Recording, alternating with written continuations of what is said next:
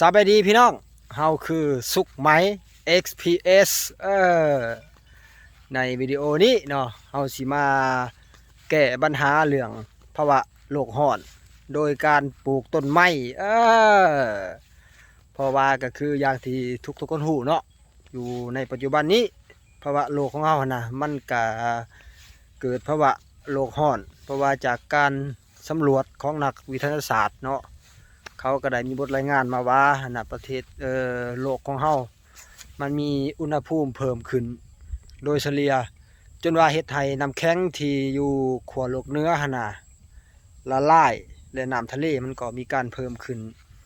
ย้อนว่ามันเกิดภาวะโลกร้อน และหนึ่งในนั้นประเทศลาวของเฮาเนาะก็ได้รับผลกระทบก็คืออย่างที่เห็นในช่วงฤดูแล้งที่ผ่านมาหั่นน่ะอุณหภูมิมันก็ค่อนข้างร้อนอย่างรู้สึกเห็นได้ชัดเจนเลยว่ามันร้อนขึ้นกว่าแต่สมัยแต่ก่อนและวิธีแก้ไขจากที่นักวิทยาศาสตร์เขาแนะนำเนาะก็คือง่ายๆโดยการปลูกต้นไม้เพื่อเพิ่มพื้นที่สีเขียวแล้วก็เพิ่มออกซิเจนให้กับโลกใบนี้ที่เฮาอยู่และเฮาก็เลยมื้อนี้ถือโอกาสมาปลูกต้นไม้สักนิดหน่อยที่อยู่ในฟาร์มเฮาเองนี่แหละก็เป็นอีกส่วนเล็กๆหนึ่งที่จะช่วยโลกของเฮาให้มันอยู่รอดหั่นน่ะก็วิธีง่ายๆก็ปลูกต้นไม้อย่างที่เขาแนะนำหั่นแหละพี่น้องแล้วก็วิธีการปลูกต้นไม้ก็ง่ายๆพี่น้องบ่มีหยังยุ่งยากซับซ้อนเฮาก็แค่ใช้เวลาขุดหลุมมองที่เฮาจะปลูกหั่นน่ะเลือกจุดใดจุดหนึ่งอยู่ในพื้นที่เฮาก็ได้แล้วแต่มักเลยแล้วก็ขุดมันเป็นหลุมแบบนี้หลุมตัวนี้เฮาใช้เวลาได้ขุดในช่วงก่อนหน้านี้แล้วขุดไปไว้แล้วตอนนี้เฮาบ่จำเป็นต้องขุดเติมนี่ต้นไม้ที่เฮาเลือกปลูกก็เป็นต้นไม้สักทองไปซื้อมาเบี้ยนึงก็แพงเติมอยู่ได้พี่น้อง เพื่อที่จะให้ความลมเงาแล้วก็ให้คุณค่าทางเศรษฐกิจพร้อมถ้ามันใหญ่อีกประมาณสัก20 ปีน่าจะได้ขาย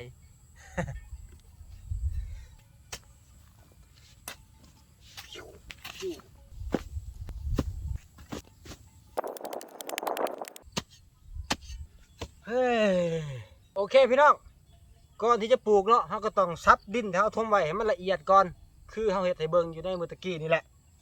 และที่สำคัญที่เราขาดบ่ได้เลยก็คือนี่ปุ๋ยหมักมันเป็นปุ๋ยหมักมูลสัตว์ปุ๋ยหมักอินทรีย์คุณภาพเราต้องใส่ห้องพื้นเพื่อมันจะเป็นอาหารของต้นไม้ที่เราจะปลูกเนาะถ้าบ่ซั่นต้นไม้มันสิขาดสารอาหารเนี่ยมันจะบ่แข็งแรง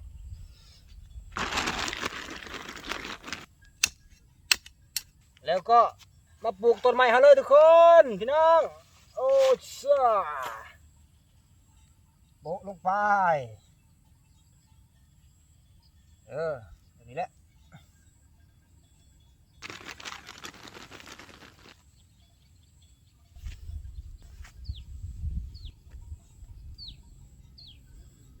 แจ๋วโอเคพี่น้อง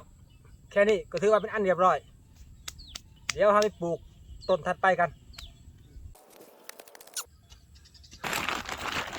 เพื่อเติมไว้ทุกคนนี่ต้นที่2เรายางที่เราแนะนำที่แรกกันนะก่อนเราจะปลูกเราก็ต้องมีปุ๋ยคอกปุ๋ยมักห้องพื้นมันก่อนเนาะต้นไม้เรามันจังขี้ใหญ่นะถ้าเราบ่ห้องพื้นเดี๋ยวโอกาสมันสิเกิดมันก็ค่อนข้างยากเราต้องห้องพื้นเป็นแบบนี้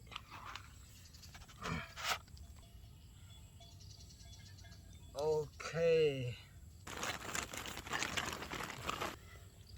นี่ก็โปะปุ๋ยคอกไปตื่นไปจักหน่อยมันได้หลายเนี่ย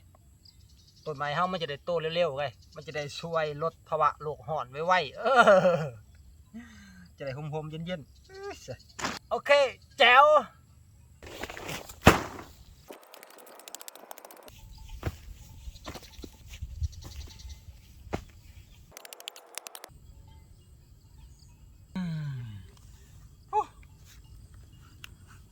มาพี่น้องต้นที่3ต้นสุดท้ายว้าว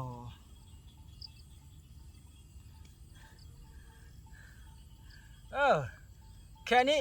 เฮาก็มีรายชื่อถือว่าเป็นหนึ่งในบุคคลที่จะช่วยลด ภาวะโลกร้อนอยู่ในครั้งนี้เนาะโดยการปลูกต้นไม้เพียง3ต้นบ่แค่มือนี้ซื้อ3ต้นนะเดี๋ยวมือต่อไปเขาจะปลูกมันหลายกว่านี้อีกนี่แค่น้ำจิ้มซื้อนิดหน่อย